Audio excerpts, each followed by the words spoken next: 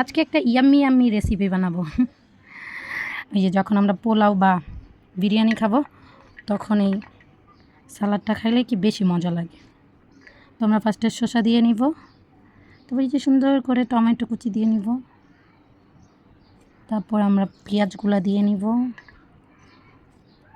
ঘরে যদি আচার থাকে এটার মধ্যে আচারটা দিলে বেশি মজা। মরিচ দিয়ে দিব,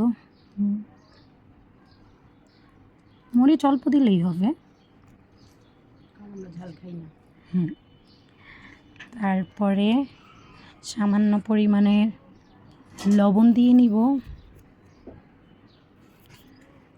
চিনিটা একটু করে দাও। তারপরে যে টমেটো সসটা দিয়ে নিব। ঘরে টমেটো সস শেষ, যার কারণে প্যাকেট ইউজ করতেছি।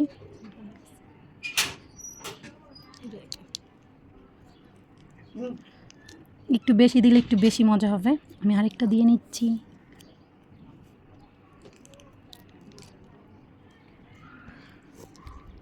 এই তো বোনরাই কইছিলাম চিনি পারতে, চিনিই ফেলাইয়া দিছে, ওরে দিয়ে কোনো কাজই হয় না। একটু চিনি দাও আর নিচে নামায় দাও, ডালো হয়েছে।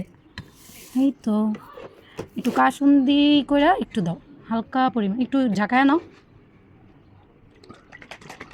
হ্যাঁ ওই সালা দাও, ঢং করতাস।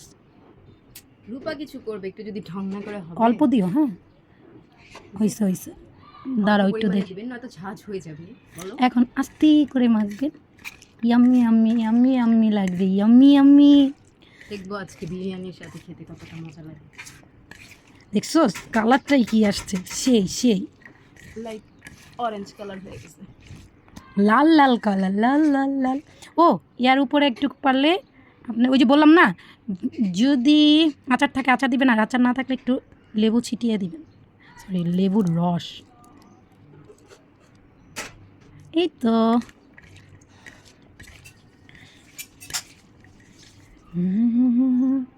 খেয়ে জানাবো কেমন হয়েছে। এই তো আজকে আম্মু বিরিয়ানি রাঁধছি, আর সাথে এই আমার বানানো সালাদ। কেমন লাগছে খেয়ে বলো। সেই স্বাদ, বিরিয়ানি ওটা অনেক মজা হয়েছে, শসাটা আপনারাও বানিয়ে খেতে পারেন। ওকে, আল্লাহ হাফিজ।